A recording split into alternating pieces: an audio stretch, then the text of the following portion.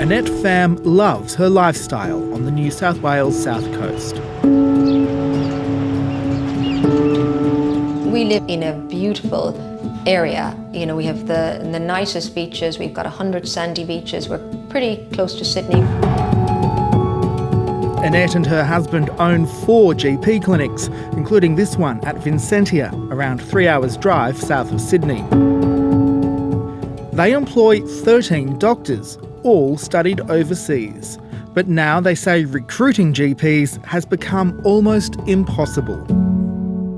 We've had 2 that have pulled out officially after signing contracts, and then we've had probably a further 3 that they looked at our practice, they looked at other practices, and they inevitably decided in the end that they would stay in the city. That's all right, yeah.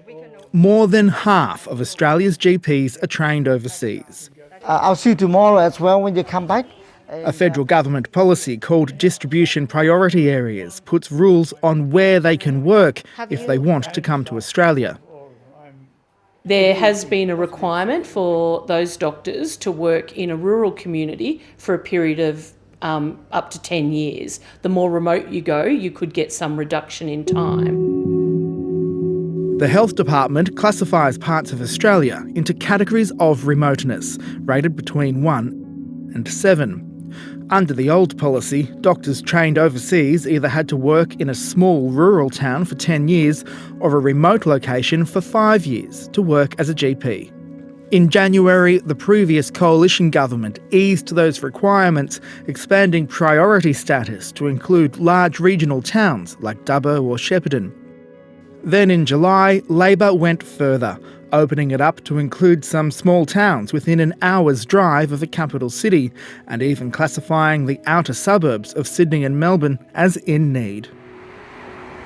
The Rural Doctors Association says the new policy has caused huge issues for country medical practices and their patients.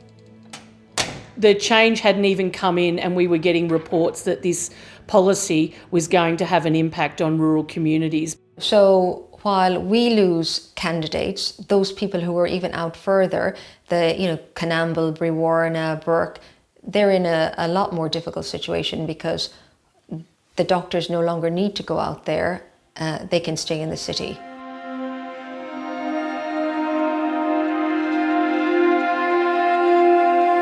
Six hours drive out of Perth, Ravensthorpe has the top rating of 7 for remoteness. Scottish-trained Dr Michael Livingston has taken over the town's only GP clinic. To another doctor other than myself, it's 200 kilometres. Yeah. He moved to the town of just 500 people because of the Medicare requirements, but now calls it home. We're here with my wife and my daughter, and my wife obviously has transferred her skills into running the practices. Hello. We've found a good niche that she fits into and that she's happy doing. And my daughter attends the local school here at the moment.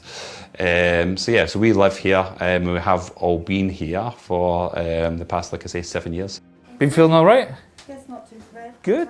Dr Livingston has been trying to find more international medical graduates to work at his practice. Very hard, nightmarish level, right? Because before, the big ticket towns were out, but now they're back on the map.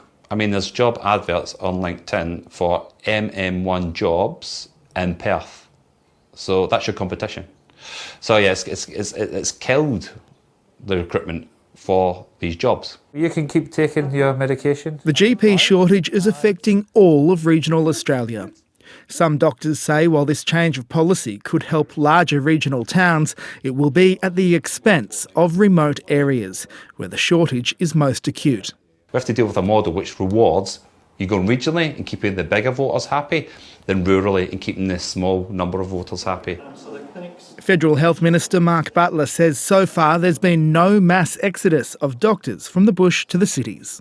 And in that first 3-month period of the new DPA arrangements, there was no difference whatsoever between what happened this year and what happened 2 years ago under the former government's regime. All of the rural health groups that I've spoken to, regional doctors, are disagreeing with you. They're saying that this is having an effect right now. How do you explain that?